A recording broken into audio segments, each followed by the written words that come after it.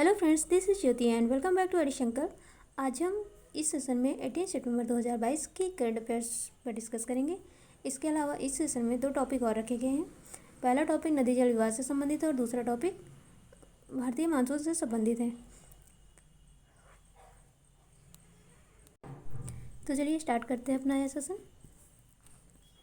पहला क्वेश्चन है, 8 चीतों को भारत किस देश से लाया जा रहा है?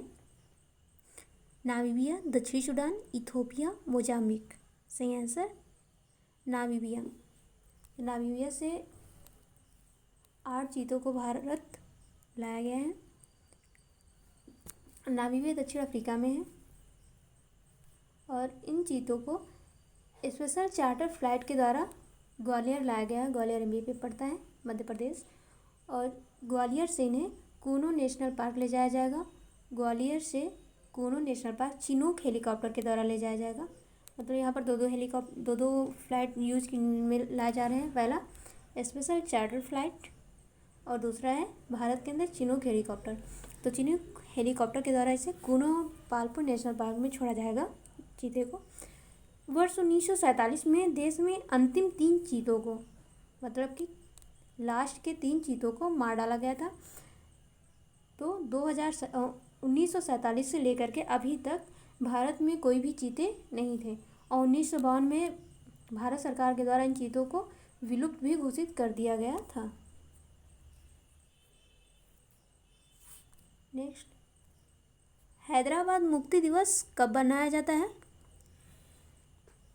17 सितंबर, 18 सितंबर, 16 सितंबर, 15 सितंबर। सही ऑप्शन ये ऑप्शन 17 सितंबर।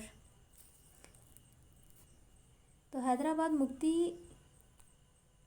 जो है ये पुलिस कार्यवाही के द्वारा की गई थी। पुलिस कार्रवाई भारत के द्वारा की गई हैदराबाद को मुक्त कराने के लिए।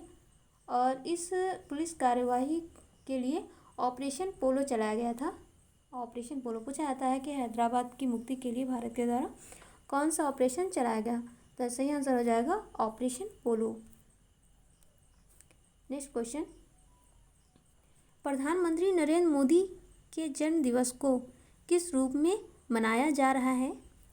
सेवा दिवस, विजय दिवस, जन दिवस या सहयोग दिवस? तो क्या हो जाएगा सही आंसर? ए ऑप्शन सेवा दिवस। तो इनके जन्म दिवस को सेवा दिवस के रूप में मनाया जा रहा है।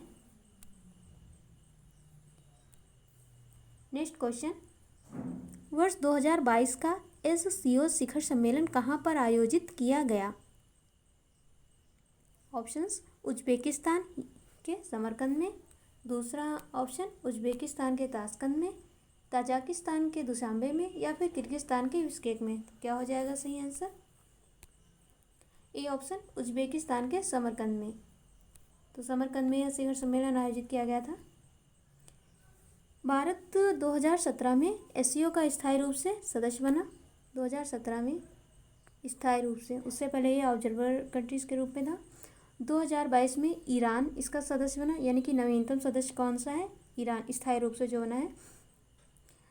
यह जो एससीओ का शिखर सम्मेलन हुआ है यह 2 दिवसीय शिखर सम्मेलन है।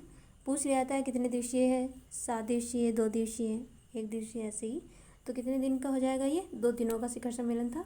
इस शिखर सम्मेलन में भारत की ओर से नरेंद्र मोदी जी, पीएम नरेंद्र मोदी जी गए थे। और वर्तमान में अगर पूछा जाए एससीओ का अध्यक्ष कौन सा देश है वर्तमान में, तो हो जाएगा भारत। क्योंकि 2022 का जब सम्मेलन हुआ तो उसी सम्मेलन के होने के दौरान भारत को 2023 की अध्यक्षता प्रदान कर दी गई है। तो इस समय कौन हो जाएगा? भारत। इस अगर पूछ लिया जाए कि वर्तमान में एससीओ का अध्यक्ष कौन सा देश है, तो भारत। ये रहे एससीओ के सदस्य देश। वर्तमान में टोटल 9 सदस्य देश हैं। रूस हो गया, मंगोलिया, चीन, Bharat, Pakistan, Tajikistan, Kyrgyzstan, Uzbekistan, Kazakhstan, Iran. ये हो गए टोटल 9। भारत मध्य एशिया से जुड़ने के लिए, भारत मध्य एशिया ये क्षेत्र मध्य एशिया का है, तो इस क्षेत्र से जुड़ने के लिए ईरान में चाबहार बंदरगाह पर काम कर रहा है। चाबहार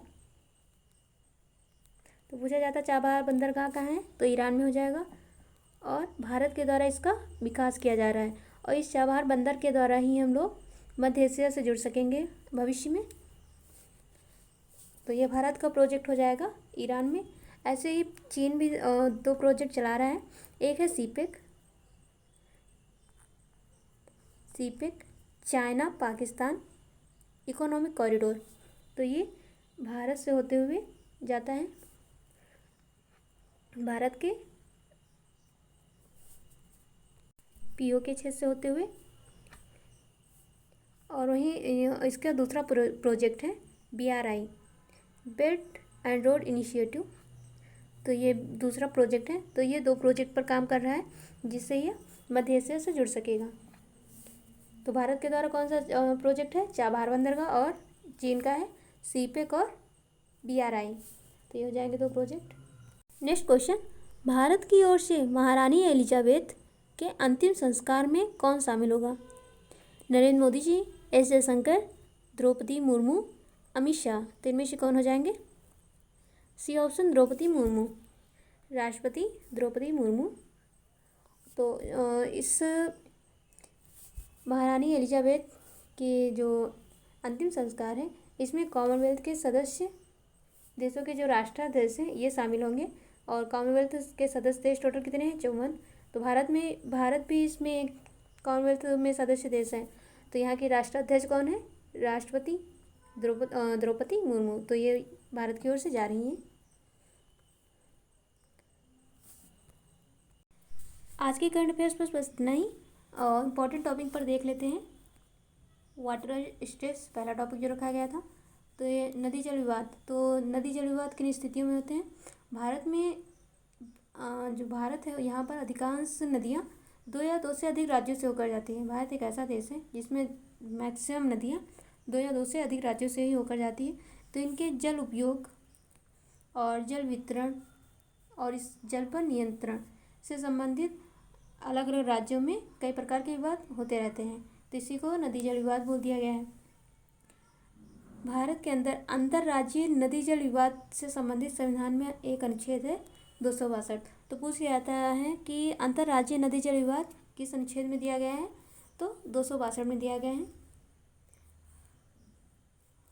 और इसी अनुच्छेद के अंतर्गत कई सारे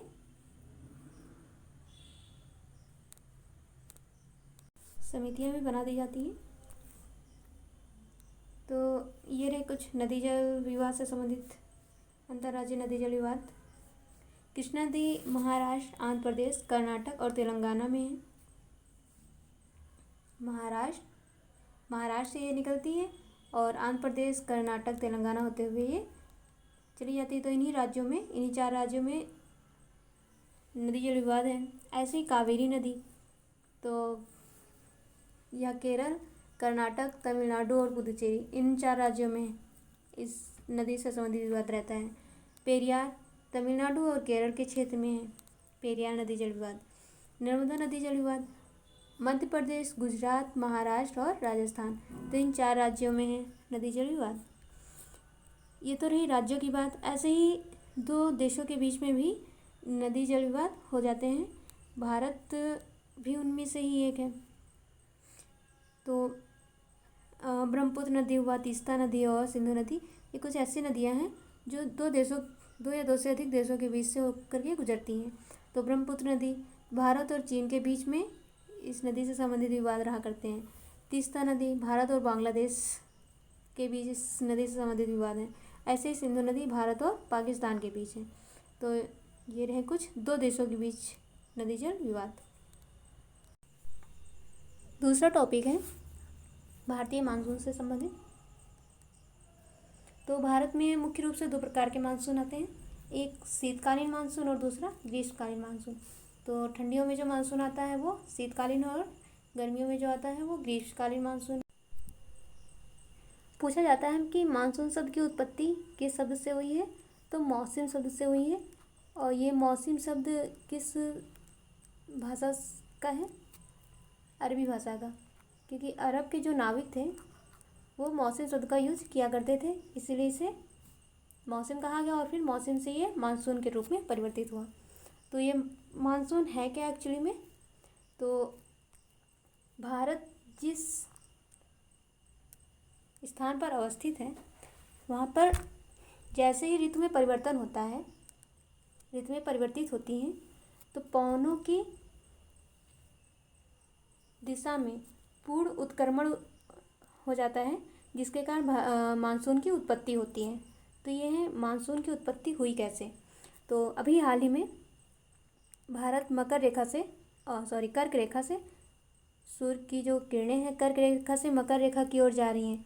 तो जैसे जैसे ये कर्क रेखा से मकर रेखा की ओर जाएंगी तो हमारे यहाँ गर्मी से ठंडी में परिवर्तन होता जा रहा है, और ठंडी में परिवर्तन होने के साथ साथ यहाँ पर शीतकालीन मानसून भी आने वाला स्टार्ट हो जाता है। तो पवनों के पूर्ण उत्क्रमण के साथ साथ जब ऋतुएं भी परिवर्तित हो जाती हैं तो उसी को मानसून बोल दिया जाता है। तो भारत में जो मानसून है इसको प्रभावित करने वाले कारक कौन कौन से हैं? पहला, कॉरियोलिस बल। तो ये कॉरियोलिस बल क्या है, इस पर देख लेते हैं।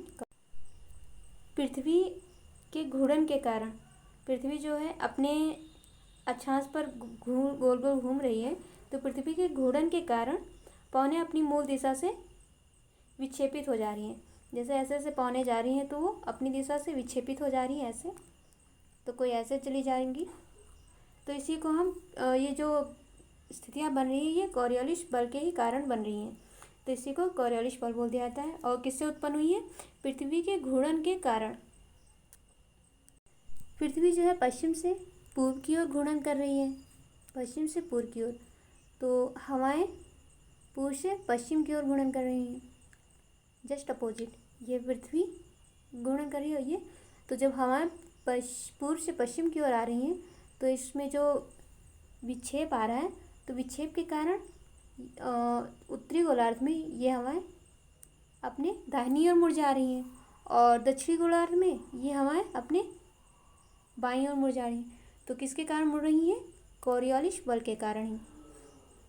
तो विक्षेपण के माध्यम से ये दाईं ओर और ये बाईं ओर, तो ये हो जाएगा। ऐसे जेट पवनें, तो जेट पवनें भी भारतीय मानसून को प्रभावित करती हैं। जेट पवनें क्षोभ मंडल के ऊपरी परत में, ये क्षोभ मंडल है, ये पृथ्वी है, ये क्षोभ मंडल, तो क्षोभ मंडल के ऊपरी परत में बहुत तीव्र गति से, इसकी जो गति होती है काफ़ी तीव्र होती है, तीव्र गति से चलने वाली सक्रिय नलिका युक्त विसर्पी, यानी कि सर्पिलाकार, कभी ऐसे कभी ऐसे कभी ऐसे कभी ऐसे, तो इस रूप में ये चलती है। तो काफ़ी तीव्र गति से चलती है, सर्पिलाकार इसका आकार होता है, और क्षोभ मंडल की ऊपरी सीमा में ये प्रवाहित होती हैं। तो ये हो जाएगी जेट पवनें। तो ये जेट पवनें भी भारतीय मानसून को प्रभावित करती हैं। ऐसे ही ITCZ अंत उष्ण कटिबंधीय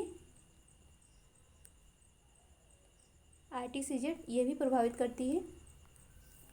अल नीनो और ला नीनो ये दो समुद्री जल धाराएं हैं, ये भी भारतीय मानसून को प्रभावित करती हैं।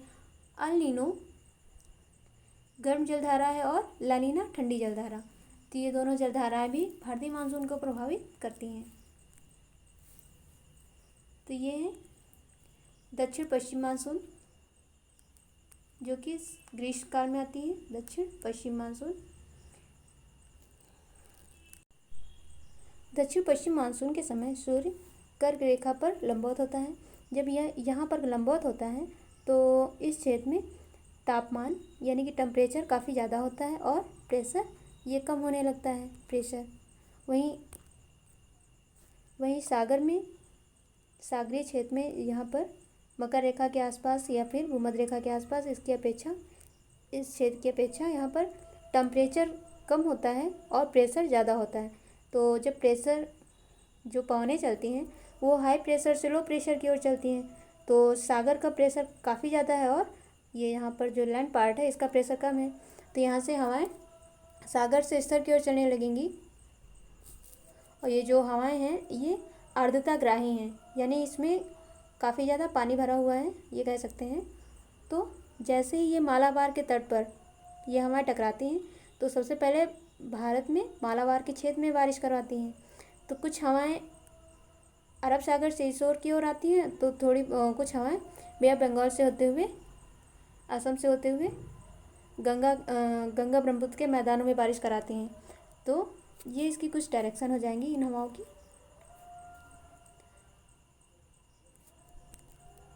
ग्रीष्मकालीन मानसून भारत में सर्वाधिक वर्षा कराती हैं।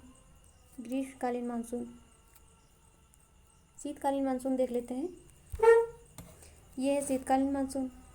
तो शीतकाल में उत्तर पश्चिम मानसून, उत्तर पूर्वी मानसून चलता है यहाँ से इस ओर की ओर, तो इसे लौटता हुआ मानसून भी कहते हैं। और इस मानसून से पूर्वी घाट पर काफ़ी ज़्यादा बारिश होती है। पूर्वी घाट के तमिलनाडु क्षेत्र और आंध्र प्रदेश क्षेत्र में काफ़ी ज़्यादा बारिश होती है। तमिलनाडु की चेन्नई में तो कभी कभी बाढ़ भी आ जाया करती है। तो ये इस लौटते हुए मानसून से ही होती है और ये शीतकाल में बारिश होती है।